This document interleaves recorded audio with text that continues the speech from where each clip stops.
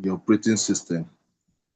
So for the second slide, so before we look at the solution, let's talk about the pains.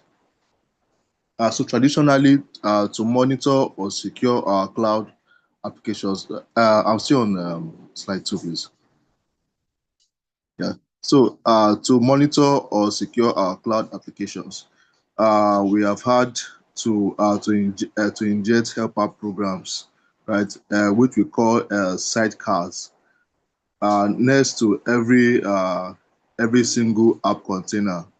Imagine trying to guard a building by putting a personal security guard next to every single employee. It wastes space, right? It also costs a fortune, slows everyone down, and creates a massive bottleneck. So that's the crisis. Uh, that's the crisis our user space monitoring today, right? So so uh, so those are the pains of wasted CPU, memory, and high latency. Yes. Okay. So for slide 3 now, we are looking at the difference, right, with sidecars and kernel eBPF, right? So here is the difference. On the left, we have the old way, standard sidecars like Envoy, right? So they force data to constantly jump back and forth between the application space and kernel space, which dramatically slows things down. On the right hand, we have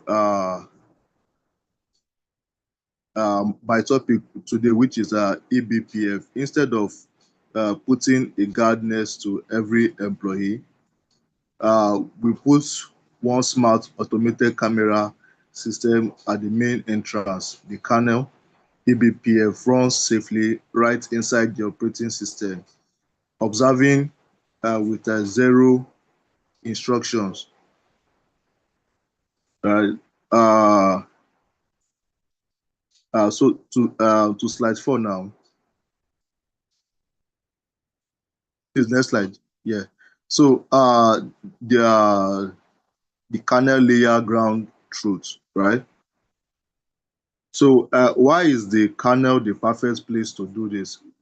Because in computer science, the Linux kernel is the ultimate source of truth, right?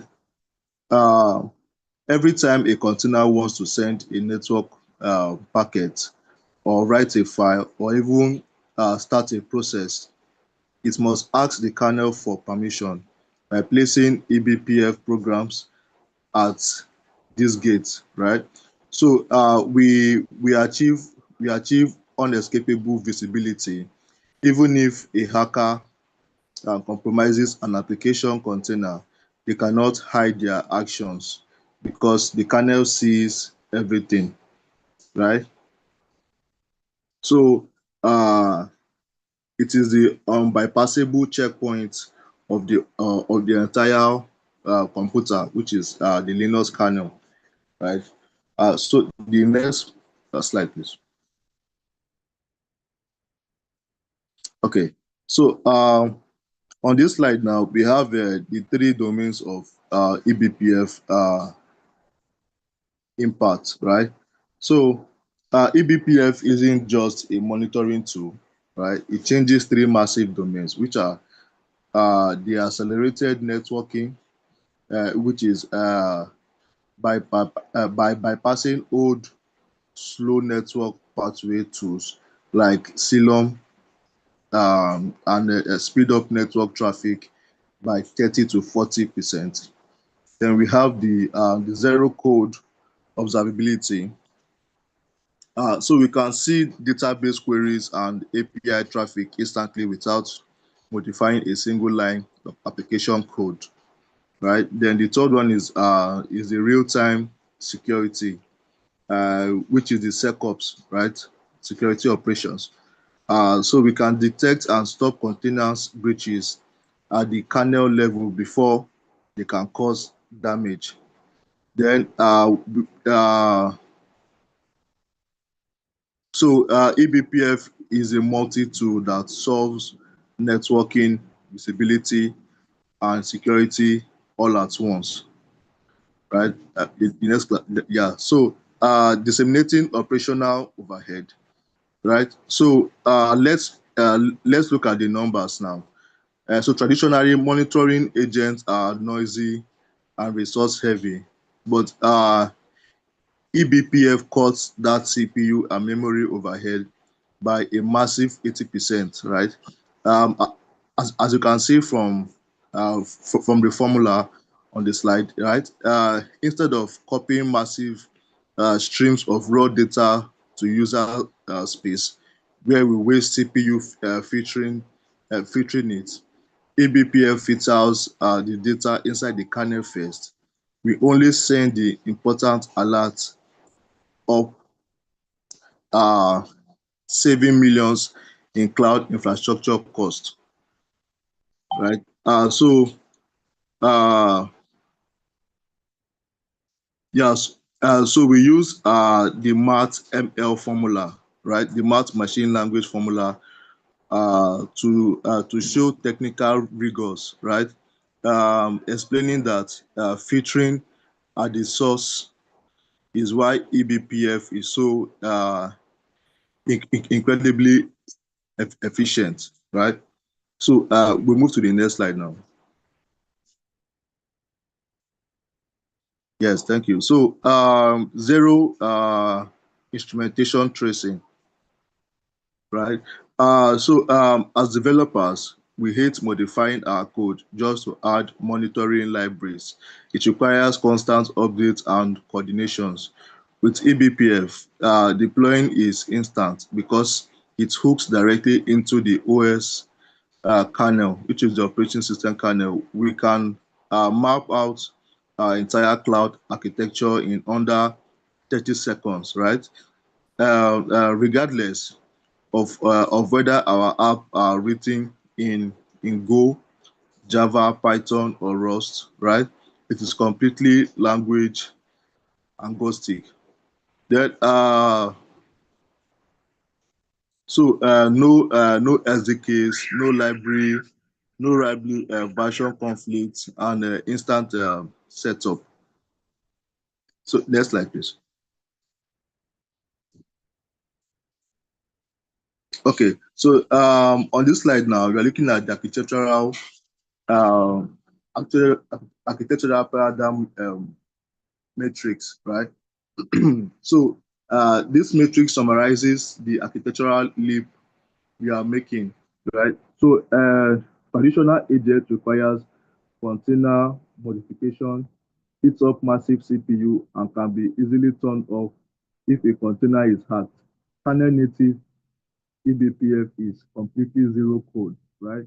Runs once per host rather than once per pod, and is isolated safely in the kernel where no user space container can touch or disable it. So, this slide provides a clear cheat sheet comparison highlights and contrast between vulnerability to the traditional and absolute isolation, which is EBPA. So, next slide now. Overhead, uh, overhead savings, right? Uh, Reclaiming host resources. So, look at these resources as allocation chart. In large system running sidebars can eat up 30% of your cloud server power. We call this the side tax, right? So, but with EDPS, we shrink that tax down to a tiny 5%. We are replacing up to 25% of our host capacity, allowing us to run more business logic and spend less money on raw cloud compute. So So this brings the financial impact. Talk about reclaiming the tax that cloud provides that the cloud providers charge to run monitoring tools. So the next slide now we have enterprise adoption trend for EBPF CNI. Right. So No, I can't hear anything again. No. I can't hear you. I don't know whether it's from my own end. Can you hear me I now? thought it's only me. I can hear you now. Can you hear me better. now? Yeah, I can hear you, sir. Okay. Should I continue? I should go back. I think the for me the other slide, I didn't get what you said on the other slide. Okay. On the other slide, I was just trying to uh okay. On the other slide, I was just trying to talk about the financial impact, right, of EBPF. So reclaiming the so it talked about this reclaiming the tax that cloud providers charge to run monitoring tools, right? But using EBPF, it's actually cost effective, right? I think we got that. So on to the next slide now. Okay. Enterprise adoption trend for EBPF CNI, right? So if you think this is just a futuristic concept, right? Look at this adoption trend. Major cloud providers are already making eBPF based networking the default, right? So in 2026, over 80% of enterprises have moved to this model because traditional networking simply cannot scale to meet modern cloud demands, right? So the social proof now just shows that the industry has already crossed the charms, right? And eBPF is the current enterprise standard now. Okay, on to the next slide, please. Okay, so next slide now is implementing a kernel native architecture, right? So how do we begin this tradition? We do it in four logical steps, right? So first of all, we assess our current cloud network setup. Then we turn on zero code observability to see what's actually happening. Then we implement kernel level security policies using tools like T Dragon, right? Then finally we completely remove our legacy sidecars, leaving us with a clean, fast, sidecarless service mesh, right? So this demystify the migration part, so it feels achievable and well structured. Okay, next slide, please.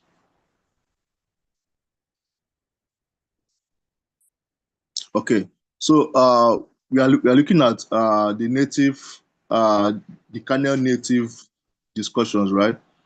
So looking at the slide, to wrap up, I want to open the floor to a couple of very simple interactive questions, right? So my first question now is what is the most what is the most interesting thing you learned today, this topic? Or first of all, if you have any question, please you can ask.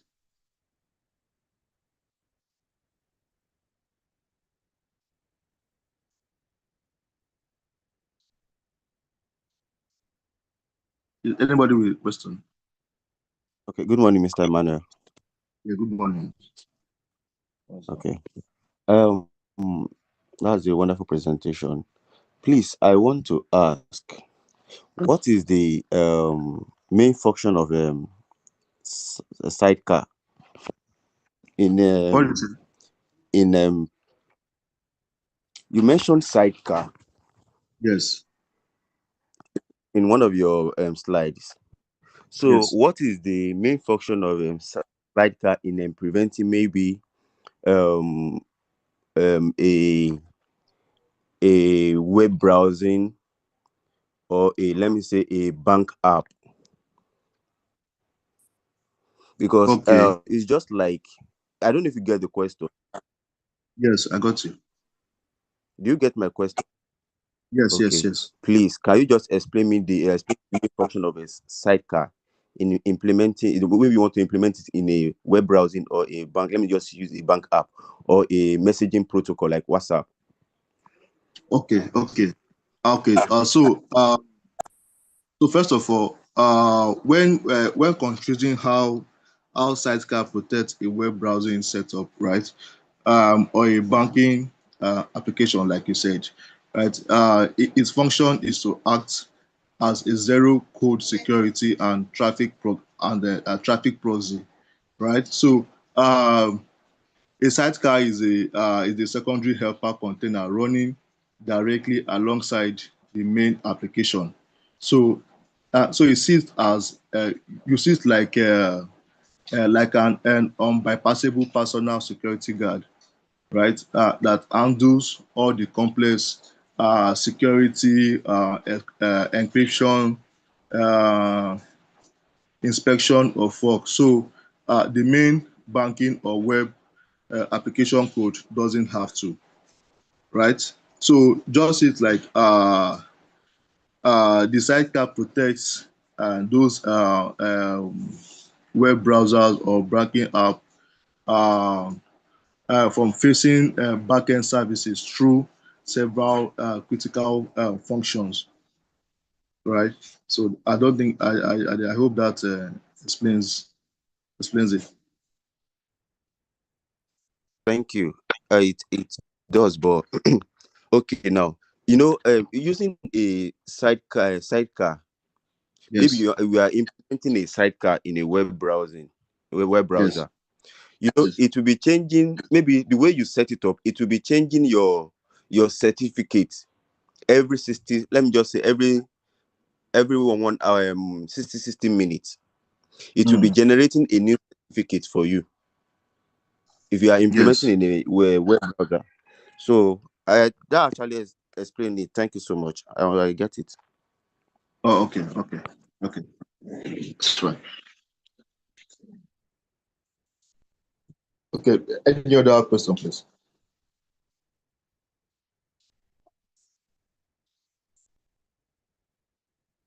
Yeah, my hand is raised, but no one is calling me. Okay. Sorry about that. You can speak, Innocent. All right. Thank you for the presentation. Personally, I've gained a lot, but I would say from a high level perspective, I think it's a technical presentation, and I think you would have. This is just me speaking from my own experience. I think you would have done justice because we have different audience here. Yes. From the beginning to kind of explain like the properly explain the real world use case of EBPFs and how they can be used. If not, only the technical people here will understand what you are saying. So that's for me. Then my question really is, when during your presentation you made mention of something like 100% secure, and that triggered something in me as a cyber security expert. Mm, I know nothing is 100% secure. So, are there documented um, vulnerabilities or uh, you know vulnerabilities really when you talk about eBPFs? Are there documented vulnerabilities? And did you do any research on that before making the 100% secure statement? That's my question. yeah. So you can see it in